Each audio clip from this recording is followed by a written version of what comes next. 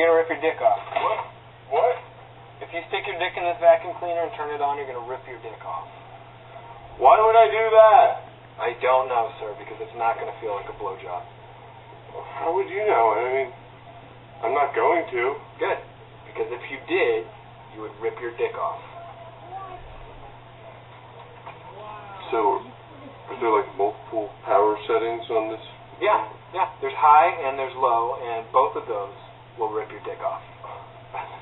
This is such a weird way to describe the power settings on a vacuum. I mean, is there like another vacuum? That won't rip your dick off? I'm just trying to clean my apartment, This man. one, right here.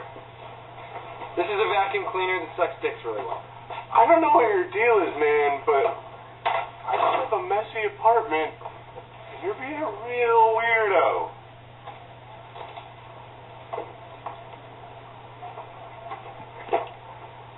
Oh, hell no! I need this. My apartment's dirty. $1,400? Watch, this motherfucker's still gonna buy it. This is ridiculous. Nasty ass vacuum fucker.